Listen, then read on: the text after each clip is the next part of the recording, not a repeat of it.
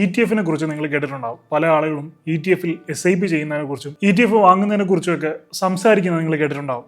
ശരിക്കും എന്താണ് ETF? Mutual ഫണ്ടും ETF തമ്മിൽ എന്താണ് വ്യത്യാസം? കാരണം ETF മ്യൂച്വൽ ഫണ്ടും രണ്ടും ഏകദേശം ഒരേ തരത്തിലുള്ള രണ്ട് ഫണ്ടുകളാണ്. അപ്പോൾ ഏതിൽ ഇൻവെസ്റ്റ് ചെയ്യുന്നതായിരിക്കും ബെറ്റർ? ഇനി ETF ഇൻവെസ്റ്റ് ചെയ്യുകയാണെങ്കിൽ സെക്യൂർ ആയിട്ട് സേഫ് ആയിട്ട് ഇൻവെസ്റ്റ് ചെയ്ത് തുടങ്ങാൻ പറ്റിയ ETF ഏതൊക്കെയാണ് എന്നൊക്കെയാണ് നമ്മൾ വിശദമായിട്ട് ഈ വീഡിയോയിൽ നോക്കാൻ പോകുന്നത്. അപ്പം നമ്മൾ ഈ വീഡിയോയിൽ മുന്നോട്ട് പോകുമ്പോൾ എന്താണ് ETF എന്ന് ബ്രീഫായിട്ട് പറയും, എന്തുകൊണ്ട് നമ്മൾ ETF ഇൻവെസ്റ്റ് ചെയ്യണമെന്ന് പറയും, സ്റ്റോക്ക് മാർക്കറ്റിനെ കുറിച്ച് വലിയൊരു ഐഡിയ ഇല്ലാത്ത ആളുകൾക്ക് ഏതൊക്കെ ETFകളിലാണ് സേഫ് ആയിട്ട് ഇൻവെസ്റ്റ് ചെയ്യാൻ സാധിക്കുന്നത് എന്ന് നമ്മൾ ഈ വീഡിയോയിൽ നോക്കുന്നുണ്ട്. സോ വീഡിയോ ഇഷ്ടമാണെങ്കിൽ തീർച്ചയായും വീഡിയോ ലൈക്ക് ചെയ്യുക, എൻ്റെ ചാനൽ സബ്സ്ക്രൈബ് ചെയ്ത് ബെൽ ബട്ടൺ എനേബിൾ ചെയ്ത് വെക്കുക. ഫേസ്ബുക്കിൽ ഈ വീഡിയോ കാണുന്ന സുഹൃത്തുക്കൾ എൻ്റെ പേജ് ഫോളോ ചെയ്യാനും വീഡിയോ ലൈക്ക് ചെയ്യാനും ഷെയർ ചെയ്യാനും മറക്കരുത്. Without further delay let's get on the video. I am Adil Hussain. Welcome to my channel. ETF എന്ന് പറയുന്ന ഒരു ഇൻവെസ്റ്റ്മെന്റ് ഫണ്ടാണെന്ന് ആദ്യം മനസ്സിലാക്കുക. Which holds a basket of assets. കുറേയധികം അസറ്റ്സ് ഹോൾഡ് ചെയ്യുന്ന ഒരു ബാസ്ക്കറ്റ് പോലെയാണ് ETF എന്ന് പറയുന്നത്. അതിപ്പോൾ സ്റ്റോക്സ് ആവാം, അല്ലെങ്കിൽ ബോൺസ് ആവാം, ഗോൾഡ്, സിൽവർ പോലുള്ള മറ്റെന്തെങ്കിലും കമ്മോഡിറ്റീസും ആകാം. അപ്പോൾ ഈ അസറ്റുകളുടെയൊക്കെ ട്രേഡ് ചെയ്യാൻ സാധിക്കുന്ന ഒരു ഫോം ഓഫ് ഫണ്ടാണ് സാധാരണ നമ്മുടെ ഇക്വിറ്റി സ്റ്റോക്കുകൾ പോലെ തന്നെ നമുക്ക് സ്റ്റോക്ക് മാർക്കറ്റിൽ ട്രേഡ് ചെയ്യാൻ സാധിക്കുന്ന ഒരു ഫണ്ടാണ് ETF എന്ന് പറയുന്നത്. അതുപോലെ തന്നെ ഒരു സെക്ടറിന്റെയോ അല്ലെങ്കിൽ ഒരു ഇൻഡെക്സിന്റെയോ അല്ലെങ്കിൽ ഒരു കമ്മോഡിറ്റിയുടെയോ അല്ലെങ്കിൽ മറ്റെന്തെങ്കിലും അസറ്റ് ക്ലാസുകളുടെയോ പെർഫോമൻസ് ട്രാക്ക് ചെയ്യാനും നമുക്ക് ETF ഉപയോഗിക്കാം. ഇപ്പോൾ എക്സാമ്പിൾ പറയുകയാണെങ്കിൽ ഗോൾഡിന്റെ ETF ആണെന്നിരിക്കട്ടെ. ഇപ്പോൾ ഗോൾഡിന്റെ വില കൂടുന്നതനുസരിച്ച് ഈ ETFന്റെ NAVയും കൂടും, ഗോൾഡിന്റെ വില കുറയുന്നതനുസരിച്ച് ഈ ETFന്റെ റേറ്റും കുറയും. അങ്ങനെ നമുക്കൊരു കമ്മോഡിറ്റിയുടെ അല്ലെങ്കിൽ ഒരു ഇൻഡെക്സിന്റെ റേറ്റ് ട്രാക്ക് ചെയ്യാൻ സാധിക്കും, വാല്യൂ ട്രാക്ക് ചെയ്യാൻ സാധിക്കും. മറ്റൊരു കാര്യമാണ് ഡൈവേഴ്സിഫിക്കേഷൻ എന്ന് പറയുന്നത്. ഒരു സിംഗിൾ ETFന് ഹൺഡ്രഡ്സ് ഓഫ് തൗസൻഡ്സ് ഓഫ് സ്റ്റോക്കിലേക്ക് നമുക്ക് എക്സ്പോഷർ ചെയ്യാൻ സാധിക്കും. എക്സാമ്പിൾ പറയുകയാണെങ്കിൽ നിഫ്റ്റി ബീസ് എന്ന് പറയുന്ന ഒരു ETF, നിഫ്റ്റി എന്ന് പറയുന്ന ഒരു ഇൻഡെക്സിന്റെ എക്സ്ചേഞ്ച് ട്രേഡഡ് ഫണ്ടാണ് നിഫ്റ്റി ബീസ് എന്ന് പറയുന്നത്. അപ്പോൾ ആ നിഫ്റ്റിക്കകത്ത് എത്ര സ്റ്റോക്കുകളുണ്ടോ അതിൻ്റെ അത്രയും ആ സ്റ്റോക്കുകളിൽ ഉണ്ടാകുന്ന വേരിയേഷൻ, നിഫ്റ്റി ഇൻഡെക്സിന് ഉണ്ടാകുന്ന വേരിയേഷൻ അതുപോലെ തന്നെ നമുക്ക് ETF കുറച്ചുകൂടെ സ്മോളർ സ്കെയിലിൽ റിഫ്ലക്ട് ചെയ്ത് കാണിക്കും. ഇതിന്റെ മറ്റൊരു പ്രയോജനം പറയുകയാണെങ്കിൽ ലോവർ കോസ്റ്റ് ആണ്. അതായത് മ്യൂച്വൽ ഫണ്ടുകളെ അപേക്ഷിച്ച് നോക്കുമ്പോൾ എക്സ്പെൻസ് റേഷ്യോ വളരെയധികം കുറവാണ് ETFകൾക്ക്. മറ്റൊരു കാര്യമാണ് ടാക്സ് എഫിഷ്യൻസി എന്ന് പറയുന്നത്. ETFകൾ ക്യാപിറ്റൽ ഗെയിൻ ടാക്സസ് കുറയ്ക്കുന്ന ഒരു രീതിയിലാണ് സ്ട്രക്ചർ ചെയ്തിരിക്കുന്നത്. അതുകൊണ്ട് തന്നെ ടാക്സ് ലയബിലിറ്റി നമുക്ക് മ്യൂച്വൽ ഫണ്ടിനെ അപേക്ഷിച്ച് കുറവായിരിക്കും വരുന്നത്. അപ്പോൾ പല രീതിയിൽ നമുക്ക് ETFകൾ വരുന്നുണ്ട്. സ്റ്റോക്കിന്റെ ETFകൾ വരുന്നുണ്ട്, കമ്മോഡിറ്റിയുടെ ETFകൾ വരുന്നുണ്ട്, ബോണ്ടിന്റെ ETFകൾ വരുന്നുണ്ട്, സെക്ടറൽ ETFകൾ വരുന്നുണ്ട്, ഇനി ഇന്റർനാഷണൽ ETFകളും വരുന്നുണ്ട്.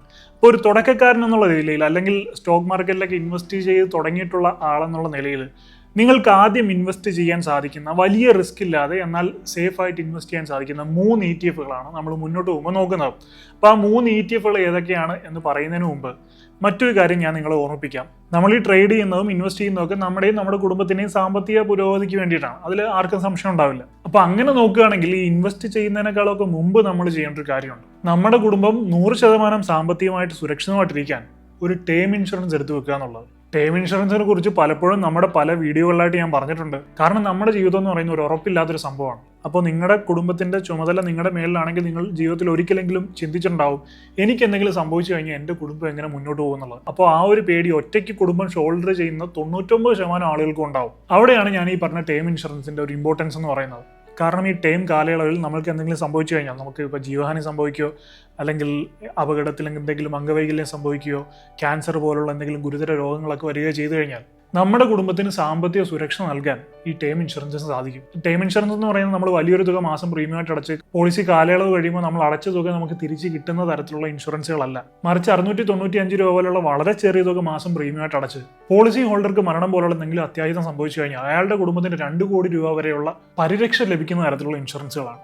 ഉദാഹരണത്തിന് ഞാൻ ഡിസ്ക്രിപ്ഷനിലും കമന്റ് ബോക്സിലും കൊടുത്തിരിക്കുന്ന ലിങ്ക് ഒന്ന് ചെക്ക് ചെയ്ത് നോക്കുകയാണെങ്കിൽ മാർക്കറ്റ് റേറ്റിനേക്കാളും 15% വരെ ഡിസ്കൗണ്ടിൽ 51-ലധികം ഇൻഷുറൻസ് കമ്പനികളിൽ നിന്ന് നിങ്ങൾക്ക് അനുയോജ്യമായിട്ടുള്ള പ്രീമിയം തുകയും കവറും കാലാവധിയും തിരഞ്ഞെടുത്ത് നിങ്ങൾക്കൊരു ടേം ഇൻഷുറൻസ് പരിരക്ഷ സ്വന്തമാക്കാവുന്നതാണ്. പിന്നെ ഞാൻ വീഡിയോയുടെ തുടക്കത്തിൽ പറഞ്ഞ പോലെ മരണത്തിൽ മാത്രമല്ല, ആക്സിഡന്റിൽ അംഗവൈകല്യം സംഭവിക്കുകയോ അല്ലെങ്കിൽ ക്യാൻസർ പോലുള്ള ഗുരുതര രോഗങ്ങളൊക്കെ ഉണ്ടാകുകയോ ചെയ്തു കഴിഞ്ഞാൽ ബേസിക് പോളിസിയുടെ കൂടെ critical illness rider, accident disability rider ഇത് രണ്ടും ആഡ് ചെയ്ത് കഴിഞ്ഞാൽ അതിലും നമുക്ക് കവർ ലഭിക്കും. അപ്പോൾ തീർച്ചയായിട്ടും കുടുംബം സുരക്ഷിതമായിട്ടിരിക്കണം എന്ന് ആഗ്രഹിക്കുന്ന ആളുകൾ തീർച്ചയായിട്ടും ഒരു ടൈം ഇൻഷുറൻസ് എടുക്കേണ്ടതാണ്. ഇപ്പോൾ ഞാൻ കമന്റിലും ഡിസ്ക്രിപ്ഷനിലും കൊടുത്തിരിക്കുന്ന ലിങ്ക് ഒന്ന് ചെക്ക് ചെയ്ത് നോക്കണമെങ്കിൽ വളരെ ഈസി ആയിട്ട് നിങ്ങൾക്ക് ഓൺലൈനായിട്ട് എടുക്കാവുന്നതാണ്. അപ്പോൾ നമുക്ക് നമ്മുടെ പ്രധാന കാര്യത്തിലേക്ക് തിരിച്ചു വരാം. ETF. അപ്പോൾ ഈ 3 ETFകൾ എന്താണെന്ന് മനസ്സിലാക്കുന്നതിനേക്കാൾ മുമ്പ് എന്തുകൊണ്ട് നിങ്ങൾ ETF ഇൻവെസ്റ്റ് ചെയ്യണം എന്നുള്ളതാണ് നമ്മുടെ മറ്റൊരു ക്വസ്റ്റ്യൻ എന്ന് പറയുന്നത്.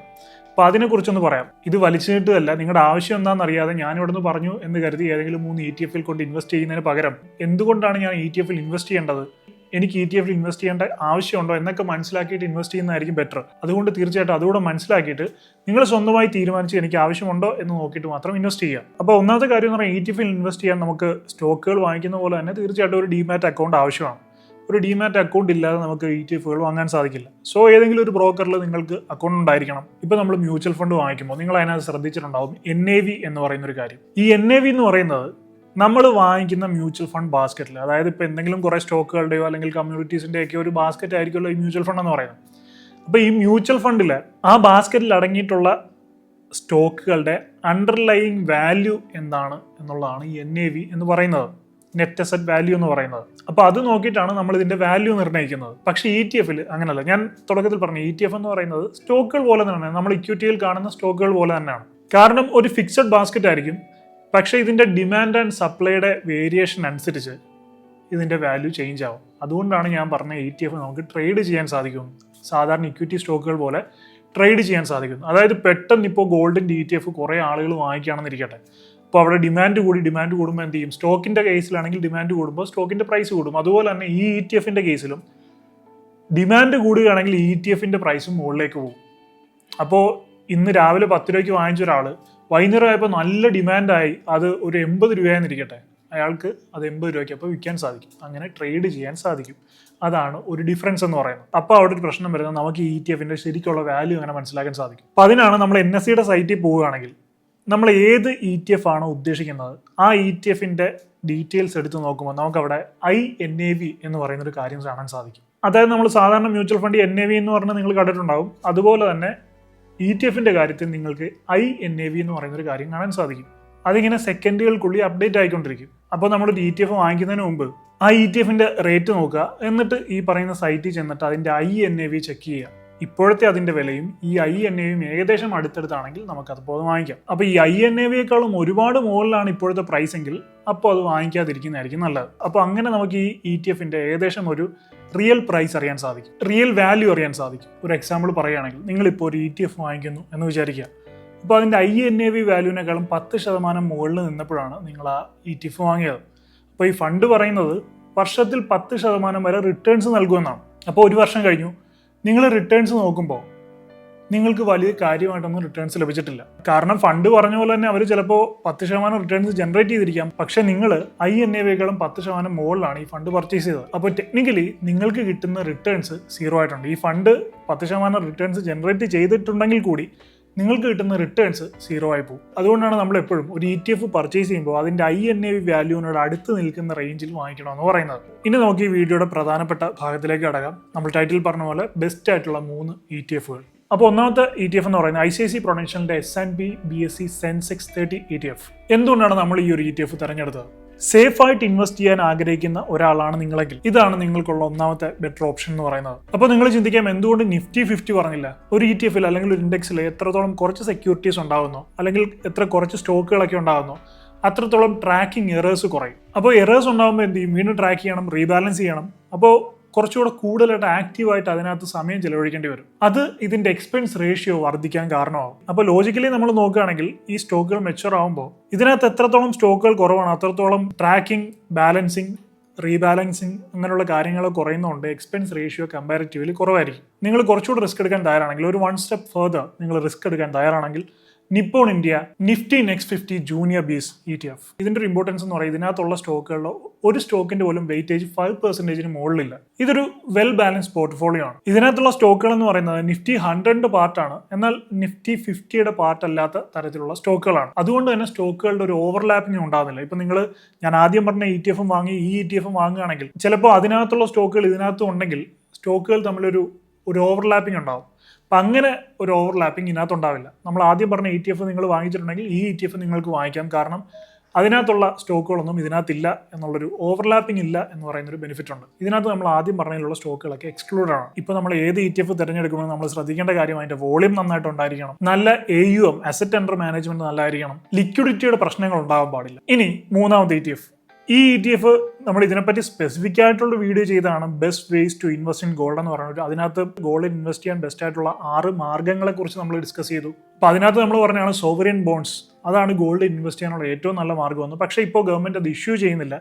ഇപ്പോൾ സെക്കൻഡ് ബെസ്റ്റ് ഓപ്ഷൻസ് നോക്കുകയാണെങ്കിൽ ഗോൾഡിൽ ഇൻവെസ്റ്റ് ചെയ്യാനുള്ള സെക്കൻഡ് ബെസ്റ്റ് ഓപ്ഷൻ എന്ന് പറയുന്നത് ETF ആണ്. പ്രത്യേകിച്ച് ഇപ്പോഴത്തെ ഒരു സാഹചര്യത്തിൽ. ഇപ്പോൾ നിങ്ങൾക്കറിയാം, ദിവസം പ്രതി ഗോൾഡിന്റെ വില മുകളിലേക്ക് കൂടിക്കൂടി പോയിക്കൊണ്ടിരിക്കുകയാണ്. അതുകൊണ്ട് തന്നെ ഗോൾഡ് ഇൻവെസ്റ്റ് ചെയ്യുന്ന വളരെ പ്രോഫിറ്റബിൾ ആയിട്ടുള്ള ഒരു കാര്യമാണ്. മാത്രമല്ല, നിങ്ങൾ ഇക്വിറ്റിയിൽ ഇൻവെസ്റ്റ് ചെയ്തിട്ടുണ്ടെങ്കിൽ നിങ്ങൾ ശ്രദ്ധിച്ചിട്ടുണ്ടാവും, എപ്പോഴൊക്കെ സെൻസെക്സ് അല്ലെങ്കിൽ നിഫ്റ്റി അല്ലെങ്കിൽ ഇക്വിറ്റി മാർക്കറ്റ് ഇടിയുന്നോ അപ്പോഴൊക്കെ ഗോൾഡിന്റെ വില ഷൂട്ടപ്പ് ചെയ്യും. അതുകൊണ്ട് തന്നെ നമ്മുടെ പോർട്ട്ഫോളിയോ ഒന്ന് വെൽ ബാലൻസ്ഡ് ആകാൻ ഇക്വിറ്റിയും ഗോൾഡും ഒരുപോലെ നമ്മുടെ പോർട്ട്ഫോളിയോയിൽ ഉണ്ടായിരിക്കേണ്ടത് അത്യാവശ്യമാണ്. അതുകൊണ്ടാണ് മൂന്നാമത്തെ ETF ആയിട്ട് ഞാൻ ഗോൾഡ് റെക്കമെൻഡ് ചെയ്യുന്നത്, ICICI പ്രൊഡൻഷ്യൽ ഗോൾഡ് ETF. എന്തുകൊണ്ട് ഞാൻ ICICI പ്രൊഡൻഷ്യൽ ഗോൾഡ് ETF പറഞ്ഞു? എനിക്ക് ICICI പ്രൊഡൻഷ്യലുകാർ പൈസ ഒന്നും തരുന്നതുകൊണ്ടല്ല. നിങ്ങൾക്ക് ഏത് ഗോൾഡ് ETF വേണമെങ്കിലും ഇൻവെസ്റ്റ് ചെയ്യാം. ഇപ്പോൾ നിപ്പോൺ ഇന്ത്യയുടെ ഗോൾഡ് ETF ഉണ്ട്, SBIയുടെ ഉണ്ട്, കോട്ടക് ബാങ്കിന്റെ ഉണ്ട്, HDFCയുടെ ഉണ്ട്. ഞാൻ ICICI പറയാൻ കാരണം കമ്പാരേറ്റീവ്ലി കുറച്ച് എക്സ്പെൻസ് റേഷ്യോ കുറവായതുകൊണ്ടാണ്. നിങ്ങളിപ്പോൾ ഈ ചാർട്ടിൽ നോക്കുകയാണെങ്കിൽ നിങ്ങൾക്ക് കാണാൻ സാധിക്കും, കമ്പാരേറ്റീവ്ലി നിപ്പോൺ ഇന്ത്യ ഗോൾഡ് ETFന്റെ എക്സ്പെൻസ് റേഷ്യോ നോക്കുകയാണെങ്കിൽ അത് 0.81% ആണ്. HDFC നോക്കുകയാണെങ്കിൽ അത് 0.59 ആണ്. SBI നോക്കുകയാണെങ്കിൽ അത് 0.73 ആണ്. കോട്ടക്ക് നോക്കുകയാണെങ്കിൽ 0.55 ആണ്. അപ്പോൾ കമ്പാരേറ്റീവ്ലി ഏറ്റവും കുറവ് എക്സ്പെൻസ് റേഷ്യോ വരുന്ന ICICI പ്രൊഡൻഷ്യലിന്റെ ഗോൾഡ് ETF ആണ്. പക്ഷേ ഇതിൻ്റെയൊക്കെ റിട്ടേൺസ് നോക്കുകയാണെങ്കിൽ ഓൾമോസ്റ്റ് സെയിമുമാണ്. അപ്പോൾ എക്സ്പെൻസ് റേഷ്യോ കുറയുകയും എന്നാൽ മറ്റ് ETF-കൾ പോലെ തന്നെ റിട്ടേൺസ് തരികയും ചെയ്യുമ്പോൾ തീർച്ചയായിട്ടും നമുക്ക് ചെറിയൊരു പ്രോഫിറ്റ് ICICI പ്രൊഡൻഷ്യലിൻ്റെ ഗോൾഡ് ETF ആയതുകൊണ്ടാണ് ICICI പ്രൊഡൻഷ്യൽ ഗോൾഡ് ETF ഞാൻ തിരഞ്ഞെടുത്തത്. അപ്പോൾ നിങ്ങൾക്ക് നിങ്ങളുടെ ഇഷ്ടത്തിന് മറ്റ് ETF-കൾ വേണമെന്നുണ്ടെങ്കിൽ തീർച്ചയായിട്ടും അതിനകത്ത് ഇൻവെസ്റ്റ് ചെയ്യാം. ഞാൻ എൻ്റെ ഒരു ചോയ്സ് പറഞ്ഞു തന്നേ ഉള്ളൂ. അപ്പോൾ ഗോൾഡ് ETF എന്തായാലും ഉണ്ടായിരിക്കുക. അപ്പോൾ ഈ 3 ETF-കൾ നിങ്ങൾക്ക് ഓവർലാപ്പിംഗ് ഇല്ലാതെ സെക്യൂർ ആയിട്ട് ബാലൻസ്ഡ് ആയിട്ട് ഇൻവെസ്റ്റ് ചെയ്യാൻ സാധിക്കും. അപ്പോൾ എന്തായാലും നമ്മുടെ ഈ വീഡിയോയിൽ തുടക്കക്കാരായിട്ടുള്ള ആളുകൾ അല്ലെങ്കിൽ സ്റ്റോക്ക് മാർക്കറ്റിനെ കുറിച്ച് വലിയ ഐഡിയ ഒന്നും ഇല്ലാത്ത ആളുകൾക്ക് എങ്ങനെ സേഫ് ആയിട്ട് ETF-കളിൽ ഇൻവെസ്റ്റ്മെന്റ് തുടങ്ങാം, അതുപോലെ എന്താണ് ETF, എങ്ങനെ ETF ഇൻവെസ്റ്റ് ചെയ്യണം, ETF ഇൻവെസ്റ്റ് ചെയ്യുമ്പോൾ എന്തൊക്കെ കാര്യങ്ങൾ നോക്കണം, തുടക്കക്കാരായിട്ടുള്ള ആളുകൾക്ക് സേഫ് ആയിട്ട് ഇൻവെസ്റ്റ് ചെയ്യാൻ പറ്റുന്ന ETF-കൾ ഏതൊക്കെയാണ് എന്നൊക്കെയാണ് നമ്മൾ ഈ വീഡിയോയിൽ ഡിസ്കസ് ചെയ്തത്. അപ്പോൾ അതെല്ലാം നിങ്ങൾക്ക് ക്ലിയർ ആയി മനസ്സിലാക്കാൻ സാധിച്ചു എന്ന് ഞാൻ വിശ്വസിക്കുന്നു. അതുപോലെ തന്നെ നമ്മൾ വീഡിയോയുടെ തുടക്കത്തിൽ പറഞ്ഞ ടേം ഇൻഷുറൻസിന്റെ കാര്യം ഞാൻ പറഞ്ഞ പോലെ നമ്മുടെ കുടുംബത്തിന്റെ സാമ്പത്തിക സുരക്ഷ ഉറപ്പുവരുത്താനായിട്ട് എല്ലാവരും ഒരു ടേം ഇൻഷുറൻസ് എടുത്തു വെച്ചിരിക്കുന്നത് വളരെ അത്യാവശ്യമാണ്. ഇപ്പോഴാണെങ്കിൽ 100% ക്ലെയിം ഉറപ്പ് നൽകുന്ന ടേം ഇൻഷുറൻസ് പ്ലാനുകളുണ്ട്. അതായത് നമ്മൾ കവർ ക്ലെയിം ചെയ്യുന്ന സമയത്ത് ഒഴിവ് കഴിവുകൾ പറഞ്ഞ് അത് റിജക്റ്റ് ചെയ്യാതെ 100% നമുക്ക് ഉറപ്പ് വരെ നമ്മൾ ക്ലെയിം ചെയ്താൽ നമുക്ക് ആ കവർ ലഭിക്കും എന്നുള്ളത്. അപ്പോൾ കുടുംബത്തെപ്പറ്റി ചിന്തിക്കുന്ന എല്ലാവരും തീർച്ചയായിട്ടും ഒരു ടേം ഇൻഷുറൻസ് എടുത്തു വെക്കുക. ഇപ്പോൾ ഞാൻ കമന്റ് സെക്ഷനിലും ഡിസ്ക്രിപ്ഷനിലും കൊടുത്തിരിക്കുന്ന ലിങ്ക് ഒന്ന് ചെക്ക് ചെയ്ത് നോക്കുകയാണെങ്കിൽ 15% വരെ ഡിസ്കൗണ്ടോട് കൂടി വളരെ മികച്ച ഒരു ടേം ഇൻഷുറൻസ് പ്ലാൻ നിങ്ങൾക്ക് അവിടെ നിന്ന് തിരഞ്ഞെടുക്കാവുന്നതാണ്. അപ്പോൾ എന്തായാലും ഈ ഒരു വീഡിയോ നിങ്ങൾക്ക് ഹെൽപ്ഫുൾ ആയി കാണും എന്ന് ഞാൻ പ്രതീക്ഷിക്കുന്നു. I hope you find this video helpful. If you like this video, please like, share and subscribe, and please don't forget to enable the bell button. I will see you in my next video. I am Adil Hussain, signing off.